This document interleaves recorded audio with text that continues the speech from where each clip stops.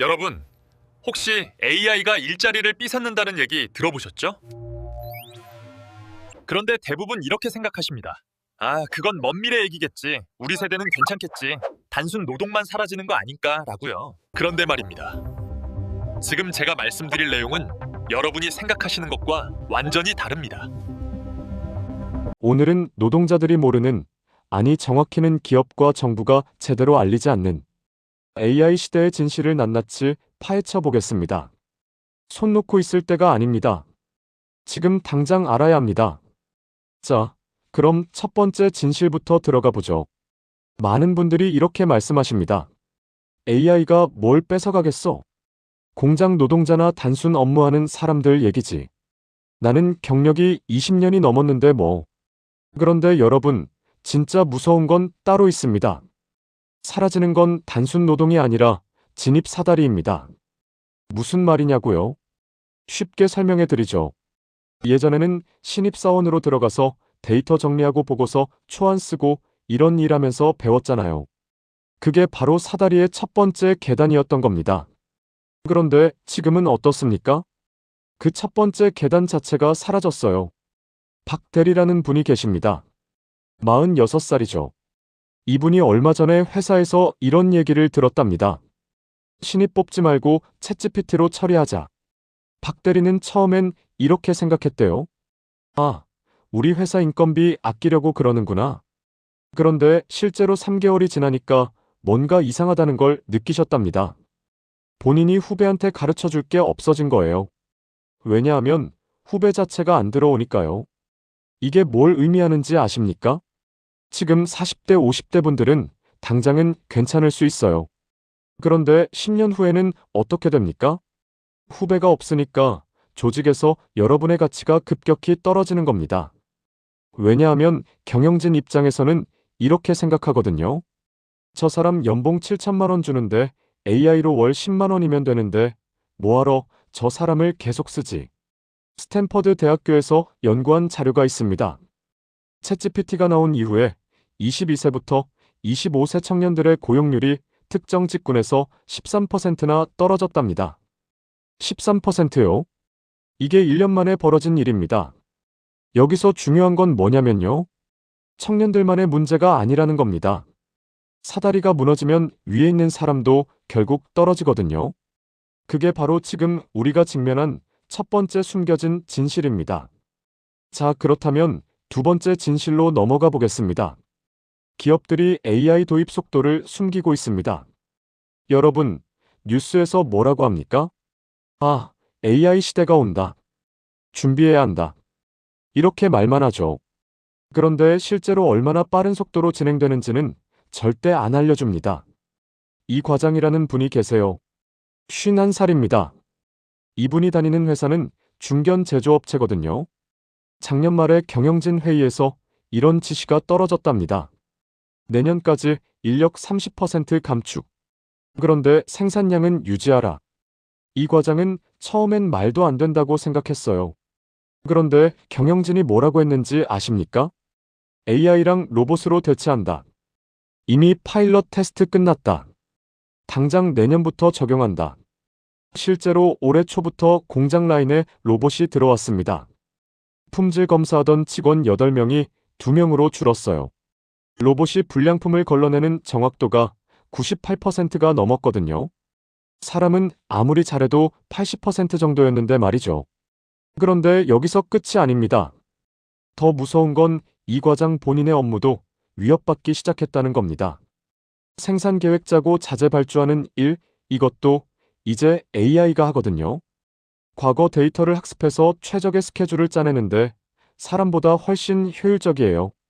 이 과장이 제일 두려워하는 건 뭐냐면요. 회사가 이 사실을 직원들한테 제대로 알리지 않는다는 겁니다. 그냥 자연스럽게 인원 감축하면서 AI로 대체하는 거예요. 법적으로 문제될 게 없으니까요. 세계경제포럼에서 발표한 자료를 보면요. 앞으로 5년 안에 전체 일자리의 20%가 변한답니다. 20%요? 10명 중 2명은 지금 하던 일을 못하게 된다는 얘기입니다. 그런데 기업들은 왜 이 속도를 숨길까요? 간단합니다. 직원들이 불안해하면 생산성이 떨어지거든요. 그리고 노조가 반발하면 도입이 늦어지니까요. 그래서 조용히 진행하는 겁니다. 여러분이 눈치채기 전에 이미 다 바꿔놓는 거죠. 이게 두 번째 숨겨진 진실입니다. 기업들은 이미 계획을 다 짜놨어요. 다만 여러분한테 알리지 않을 뿐이죠. 자, 그럼 세 번째 진실로 넘어가겠습니다. 하지만 화면을 돌려 산업 현장을 보면 이야기가 조금 달라집니다. 1200도의 뜨거운 열풍이 지나는 제철소 관로 사람이 직접 들어가면 화상과 가스, 중독의 위험이 컸던 그곳에 이제는 사족보행 로봇이 성큼성큼 걸어 들어갑니다. 이른바 피지컬 AI의 시대입니다. 우리 한국은 인구 대비 산업용 로봇 밀도가 세계 1위인 나라입니다. 470도 고온의 찌꺼기를 퍼내는 로봇 8. 물류센터에서 박스 크기에 맞춰 완충제를 넣고 포장하는 휴머노이드. 그런데 여러분, 여기서 정말 중요한 얘기를 하나 해야겠습니다. 바로 우리나라 현대자동차 얘기거든요. 최근에 현대차가 발표한 내용 아십니까? 울산 공장에 아틀라스 로봇을 도입한다는 겁니다. 아틀라스 로봇이 뭐냐고요? 미국 보스턴 다이나믹스가 만든 휴머노이드 로봇인데요. 키가 150cm에 몸무게가 89kg입니다. 그런데 이 로봇이 뭘 하냐면요. 사람처럼 두 발로 걷고 뛰고 계단도 오르내립니다. 심지어 공중제비도 넘어요. 정 차장이라는 분이 계십니다. 50살이에요. 이분은 현대차 울산 공장에서 28년 일하셨습니다. 용접 라인 숙련공이시죠. 그런데 작년에 회사에서 설명회를 열었답니다. 아틀라스 로봇이 내년부터 일부 공정에 투입된다. 정 차장이 처음엔 이렇게 생각했대요. 아, 위험한 공정만 로봇이 하겠지. 우리 숙련공은 괜찮겠지. 그런데 실제로 보니까 완전히 달랐답니다. 아틀라스가 하는 일이 뭐냐면요. 무거운 부품 들어 올리기, 정밀 용접 보조, 품질 검사. 이게 다 숙련공이 하던 일이에요. 더 충격적인 건 뭐냐면요. 로봇 한 대가 숙련공 3명 몫을 한다는 겁니다. 24시간 쉬지 않고 일하거든요. 실수도 안 하고요. 정 차장은 지금 회사에서 조기퇴직 대상자 명단에 올라가 있습니다. 50살에 28년 경력이 무용지물이 된 거예요. 여기서 더 무서운 얘기를 해드리죠. 현대차만 아틀라스를 쓰는 게 아닙니다. 삼성전자, LG전자, SK하이닉스 다 휴머노이드 로봇 도입을 검토하고 있어요. 왜냐하면 인건비가 확 줄어드니까요. 계산해보면요. 숙련공 1명 연봉이 평균 5천만 원입니다. 그런데 아틀라스 로봇 한 대 가격이 2억 원 정도예요. 비싸 보이죠? 그런데 로봇은 4년만 쓰면 본전입니다. 그 이후로는 순이익이에요. 게다가 10년, 20년 쓸 수 있거든요. 김사원이라는 분이 계세요. 38살입니다. 이분은 물류센터에서 일하시는데요. 올해 초에 센터에 휴머노이드 로봇이 들어왔습니다. 박스 나르고 분류하는 일을 하는데요. 김사원 동료 15명 중에 5명이 그만뒀어요. 로봇이 더 빠르고 정확하니까요. 김사원이 제일 무서워하는 게 뭐냐면요. 이제 로봇이 더 똑똑해지면 본인도 자리가 없어진다는 겁니다. 현재는 단순 작업만 로봇이 하는데요. 1년 후에는 어떻게 될지 모르거든요. 이런 변화는 우리에게 질문을 던집니다. 로봇이 내 일자리를 뺏는 것인가? 아니면 나의 위험을 대신해주는 것인가? 기술은 분명히 위험한 현장에서 우리를 해방해주고 있지만 그와 동시에 숙련된 노동자의 설 자리를 좁히고 있는 것도 부인할 수 없는 현실입니다. 더 큰 문제는 뭐냐면요. 이게 제조업만의 얘기가 아니라는 겁니다. 지금 전국의 모든 공장, 물류센터, 건설 현장에서 같은 일이 벌어지고 있어요. 그런데 뉴스에서는 이 얘기를 제대로 안 합니다. 왜냐하면 대기업들이 광고 주니까요. 이게 세 번째 숨겨진 진실입니다. 피지컬 AI는 단순히 위험을 대신하는 게 아니라 숙련 노동자를 대체하고 있어요.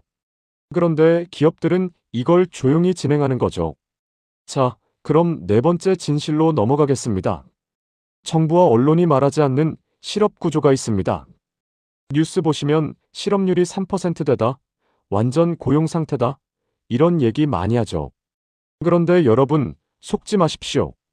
실업률이라는 숫자에는 엄청난 함정이 숨어 있거든요. 김 사장이라는 분이 계십니다. 63살이에요. 30년 동안 인쇄소를 운영하셨어요. 그런데 작년에 문을 닫았습니다. 왜냐하면 일감이 뚝 끊겼거든요. 명함, 전단지, 포스터 이런 거 다 디지털로 바뀌었잖아요. 김 사장은 지금 구직 활동을 안 하십니다. 60이 넘었는데 누가 뽑아주겠어요. 그래서 그냥 폐업 신고하고 집에 계세요. 그런데 통계상으로는 이분이 실업자가 아닙니다. 왜냐하면 구직 활동을 안 하니까요. 이게 뭘 의미하냐면요. 실제로 일자리를 잃은 사람은 훨씬 많은데 통계에는 안 잡힌다는 겁니다. 특히 40대 후반부터 60대까지 이 연령대가 가장 심각해요. 재취업이 사실상 불가능하거든요. 그런데 더 큰 문제가 있습니다. 바로 비정규직과 프리랜서의 증가예요. 정부 통계 보면 고용률이 괜찮다고 하는데요. 실제로 들여다보면 정규직은 줄고 비정규직만 늘었습니다. 박 부장이라는 분이 계세요. 54살이죠. 이분은 작년에 명예퇴직을 하셨어요. 퇴직금 받고 나와서 뭐 하시냐고요? 배달 일 하십니다. 한 달에 250만 원 정도 버시는데요. 통계상으로는 취업자예요. 그런데 이게 정말 고용이 안정적이라고 볼 수 있을까요? AI 때문에 사라지는 일자리는 대부분 중산층 일자리입니다. 사무직, 관리직, 이런 거요. 그런데 새로 생기는 일자리는 뭐냐면요. 배달, 돌봄, 청소. 이런 저임금 서비스직이 대부분이에요. 이게 바로 실업 구조의 진실입니다. 숫자는 괜찮아 보이는데 질이 엄청나게 나빠진 거예요. 그런데 정부는 이 얘기를 잘 안 합니다. 왜냐하면 인정하는 순간 대책을 내놔야 하니까요. 여기서 중요한 건 뭐냐면요. 지금 40대, 50대 분들이 가장 위험하다는 겁니다. 위로는 경력이 있어서 연봉이 높고요. 아래로는 AI한테 대체될 수 있는 업무를 하고 계시거든요. 그러니까 회사 입장에서는 이 연령대를 제일 먼저 정리하고 싶어 하는 거예요. 이게 네 번째 숨겨진 진실입니다. 실업률 숫자에 속지 마십시오. 자, 그렇다면 다섯 번째 진실로 넘어가 보겠습니다. 재교육에 함정이 있습니다. 정부에서 뭐라고 합니까? 걱정하지 마세요. 재교육 프로그램 있습니다. AI 시대에 맞춰 교육받으세요. 그럼 다시 취업할 수 있습니다. 과연 그럴까요? 이 대리라는 분이 계십니다. 48살이에요. 작년에 회사에서 권고 사직을 받으셨어요. 그래서 정부 지원받아서 코딩 교육을 6개월 동안 받으셨습니다. 파이썬이랑 데이터 분석 이런 거요. 그런데 교육 끝나고 취업이 됐을까요? 안 됐습니다. 왜냐하면 기업들이 원하는 건 경력자거든요. 48살 신입 개발자를 누가 뽑겠어요. 게다가 젊은 친구들은 대학교 때부터 코딩을 배워왔잖아요. 이 대리가 가장 억울해하는 게 뭐냐면요. 정부가 재교육만 받으면 된다고 했는데 실제로는 취업이 안 된다는 거예요. 6개월 동안 실업급여 받으면서 열심히 배웠는데 결과는 제로예요. 여기서 문제가 뭐냐면요. 재교육이 나쁘다는 게 아닙니다. 재교육만으로는 부족하다는 거예요. 왜냐하면 AI 시대에는 기술을 배우는 속도보다 기술이 발전하는 속도가 더 빠르거든요. 예를 들어 볼까요? 지금 챗GPT 사용법을 배웠다고 칩시다. 그런데 6개월 후에 더 좋은 AI가 나오면 어떻게 됩니까? 또 배워야 하는 거예요. 그러니까 평생 학습이 필요한 건데요. 문제는 40대, 50대가 20대처럼 빨리 배울 수 있냐는 겁니다. 실제로 듀오링고라는 언어 교육 회사가 있습니다. 여기서 채용할 때 이런 원칙이 있답니다. 이 업무를 왜 AI가 하면 안 되는지 팀장이 증명해야 한다. 증명 못하면 AI로 대체한다. 이게 현실입니다. 그러니까 재교육을 받는다고 해서 일자리가 보장되는 게 아니에요. 오히려 AI를 어떻게 활용할 수 있느냐가 더 중요한 거죠. 그런데 정부 재교육 프로그램은 여전히 기술 배우기에만 집중하고 있습니다. 김 부장이라는 분이 계세요. 52살입니다. 이분은 회계 업무를 25년 하셨어요. 그런데 작년에 회사에 AI 회계 시스템이 들어왔습니다. 김 부장이 하루 종일 하던 일을 AI가 10분 만에 끝내버리더래요. 김 부장은 지금 퇴사 압박을 받고 계십니다. 회사에서는 재교육 받으라고 하는데요. 솔직히 52살에 새로운 걸 배워서 경쟁력을 갖출 수 있을까요? 게다가 배운다고 해도 AI가 계속 발전하는데 따라갈 수 있을까요? 이게 다섯 번째 숨겨진 진실입니다. 재교육은 해결책이 아닙니다. 임시방편일 뿐이에요. 근본적인 대책이 필요한데 아무도 이 얘기를 안 하는 거죠. 자, 그럼 여섯 번째 진실로 넘어가겠습니다. 새로 생기는 일자리의 질이 형편없습니다. 언론에서 뭐라고 합니까? 걱정하지 마세요. AI 때문에 일자리가 사라지는 만큼 새로운 일자리도 생깁니다. 그런데 어떤 일자리가 생기는지는 말을 안 해요. 실제로 세계경제포럼 자료를 보면요. 앞으로 5년 동안 9,200만 개의 일자리가 사라진다고 합니다. 그런데 1억 7천만 개의 새 일자리가 생긴답니다.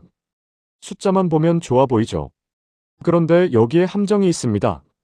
사라지는 일자리는 중산층 일자리예요. 월급 300만 원에서 500만 원 받던 사무직, 관리직이요.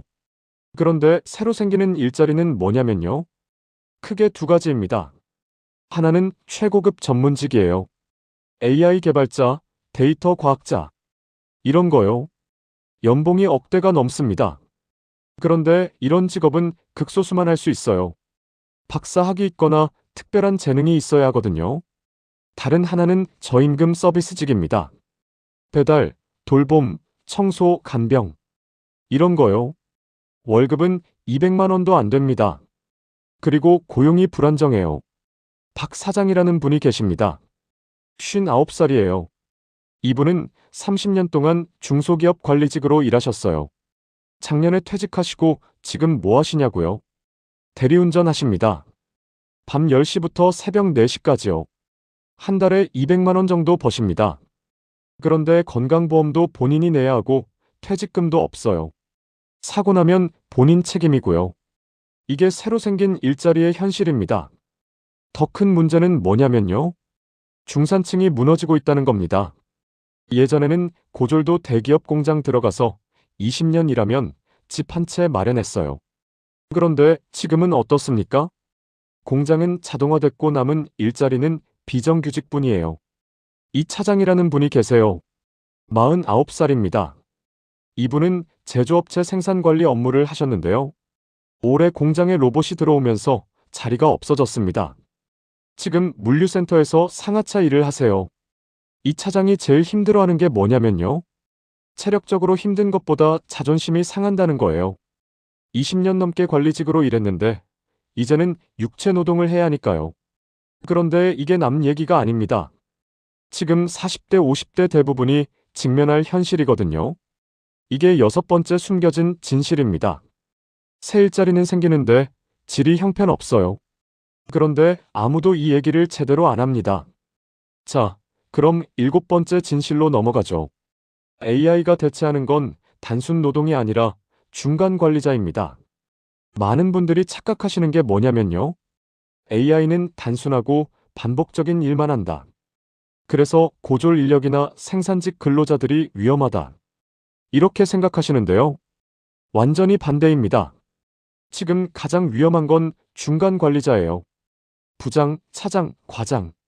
이분들이요. 왜냐하면 이분들이 하는 일이 뭡니까? 보고서 쓰고 회의하고 의사결정하고 팀원 관리하는 거잖아요. 그런데 AI가 이걸 다 할 수 있어요. 데이터 분석해서 보고서 작성하는 건 AI가 사람보다 100배는 빠릅니다.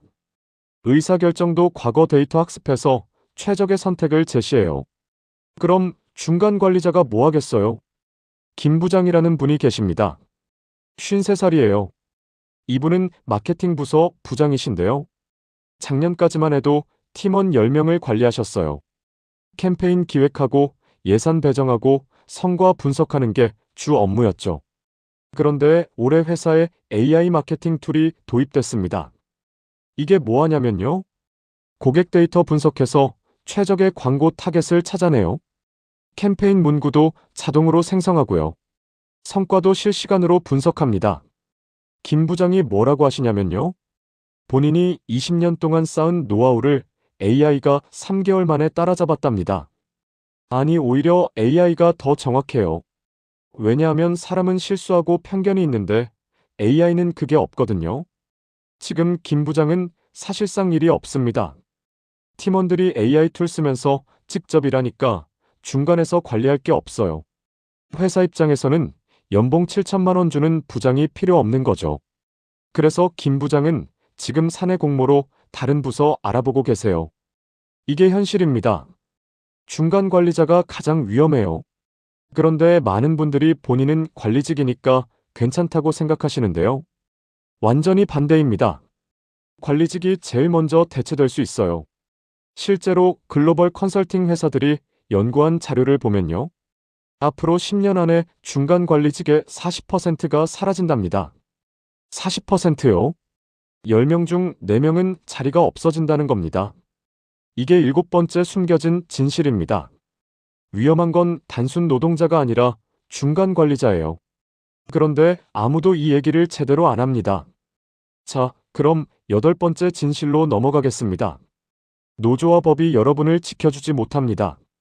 많은 분들이 이렇게 생각하십니다. 우리 회사는 노조가 있으니까 괜찮아. 노동법이 있으니까 함부로 못 자르지. 과연 그럴까요? 박대리라는 분이 계세요. 45살입니다. 이분이 다니는 회사는 대기업 계열사예요. 노조도 있고 노동법도 잘 지키는 곳이죠. 그런데 작년에 뭐가 일어났냐면요. 조기 퇴직 프로그램이 나왔어요. 회사에서는 강제가 아니라고 했습니다. 본인이 원하면 나가고 아니면 남아도 된다고요. 퇴직금도 할증해서 준다고 했어요. 그런데 분위기가 어땠냐면요. 안 나가면 인사평가에서 불이익 받을 것 같은 분위기였답니다. 결국 박대리 동기들 중에 절반이 나갔어요. 그런데 이게 법적으로 문제가 될까요? 안 됩니다. 왜냐하면 강제가 아니라 자발적 퇴직이니까요. 노조도 막을 수 없었어요. 더 큰 문제는 뭐냐면요. 회사가 AI 도입을 이유로 정리해고를 하면 법적으로 정당하다는 겁니다. 왜냐하면 경영상 이유가 있으니까요. 노조가 반대해도 법원은 회사 손을 들어줘요.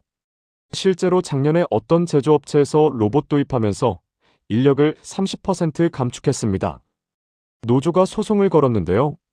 법원에서 뭐라고 했냐면요. 기업의 정당한 경영 판단이다. 이렇게 판결했어요. 이 과장이라는 분이 계십니다. 50살이에요. 이분은 노조 간부셨는데요. 제일 답답한 게 뭐냐면 노조도 AI 도입은 막을 수 없다는 거예요. 왜냐하면 기술 발전을 법으로 막을 수는 없거든요. 결국 노조가 할 수 있는 건 퇴직금 협상이나 재취업 지원 요구 정도예요. 일자리 자체를 지킬 수는 없습니다. 이게 현실이에요. 그럼 노동법은 어떨까요? 노동법은 해고를 제한하는데요. 그런데 회사가 경영난을 이유로 하면 정리해고가 가능해요. AI 도입으로 인력이 남아도는 건 경영난의 일종이거든요. 게다가 요즘은 정리해고 대신 다른 방법을 씁니다.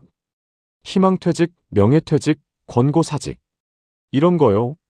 이건 법적으로 문제가 안 되니까 노동법이 소용없어요. 이게 8번째 숨겨진 진실입니다.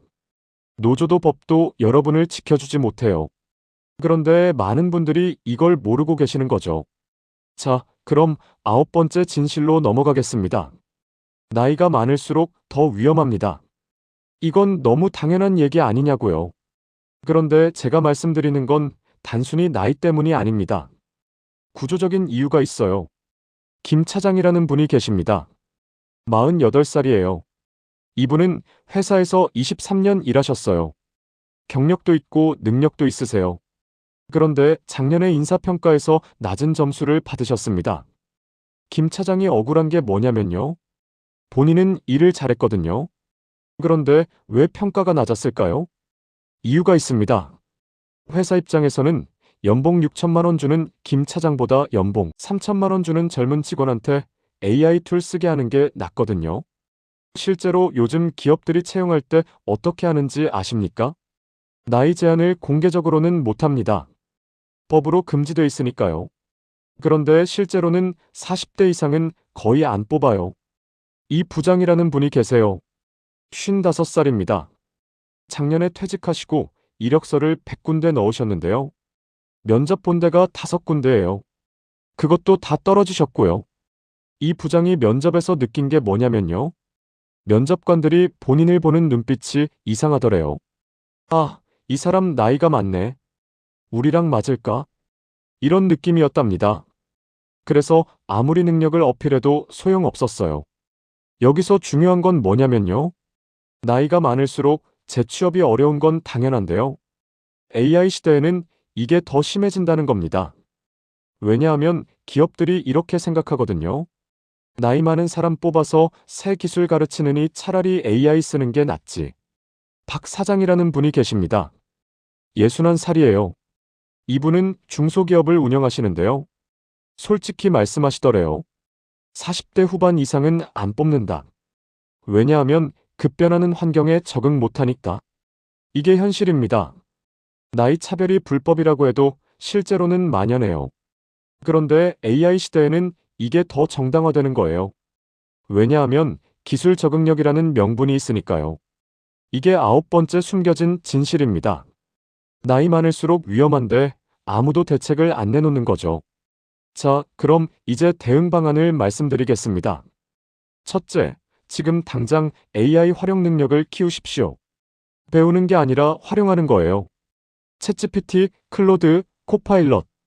이런 툴들을 본인 업무에 어떻게 쓸 수 있는지 연구하세요. 예를 들어보고서 쓰는 업무를 하신다면 AI한테 초안 작성을 시키고 본인은 검토하고 다듬는 역할을 하는 겁니다. 그럼 생산성이 3배는 올라가요. 이게 바로 AI 시대에 살아남는 방법입니다. 둘째, 인간만이 할 수 있는 능력을 키우십시오. 비판적 사고, 공감 능력, 의사소통. 이런 거요. AI는 답은 내놓는데 그게 윤리적인지 판단 못합니다. 이게 바로 사람의 영역이에요. 셋째, 네트워크를 강화하십시오. 취업 정보의 80%는 인맥으로 돌아갑니다. 동창회, 동호회, 업계 모임. 이런 데 꾸준히 나가세요. 나중에 필요할 때가 반드시 옵니다. 넷째, 복수의 수입원을 만드십시오. 한 회사에만 의존하지 마세요. 부업이든 투자든 뭐든 좋으니 수입원을 다각화하세요. 언제 회사에서 나올지 모르거든요. 다섯째, 건강관리를 철저히 하십시오. 나이 들어서 재취업할 때 가장 중요한 게 체력입니다. 건강하면 최소한 육체 노동이라도 할 수 있어요. 여섯째, 평생 학습 습관을 들이십시오. 한번 배운 걸로 평생 먹고 살 수 있는 시대는 끝났어요. 계속 새로운 걸 배워야 합니다. 한 달에 한 권씩만 책을 읽어도 달라집니다. 일곱째, 재정 계획을 다시 세우십시오. 65까지 일할 수 있다고 생각하지 마세요. 50 중반에 나올 수도 있어요. 그에 맞춰 지출을 줄이고 저축을 늘리세요. 여덟째, 자녀 교육 방향을 바꾸십시오. 좋은 대학 가서 대기업 들어가는 게 더 이상 정답이 아닙니다. 창의력, 문제 해결 능력, 이런 걸 키워줘야 해요. 자, 그럼 마무리하겠습니다. 여러분, 오늘 제가 말씀드린 9가지 진실은 기업도 정부도 제대로 알려주지 않는 내용입니다. 왜냐하면 알려주면 사회 불안이 커지니까요. 그런데 사실을 알아야 대응할 수 있습니다. 모르고 있다가 갑자기 당하면 손 쓸 방법이 없어요. 지금이라도 알았으면 늦지 않았습니다. AI 시대는 이미 시작됐어요. 현대차 울산 공장의 아틀라스 로봇처럼 말이죠. 우리가 준비하든 안 하든 세상은 바뀌고 있습니다. 그럼 우리는 어떻게 해야 할까요? 변화를 거부할 게 아니라 적응해야 합니다. 두렵습니까? 당연히 두렵죠. 그런데 두려워만 하고 있을 순 없어요. 지금 당장 행동해야 합니다. AI가 일자리를 빼앗는 게 아닙니다. AI를 활용 못하는 사람이 일자리를 잃는 거예요. 이게 진짜 진실입니다. 여러분은 어떤 선택을 하시겠습니까?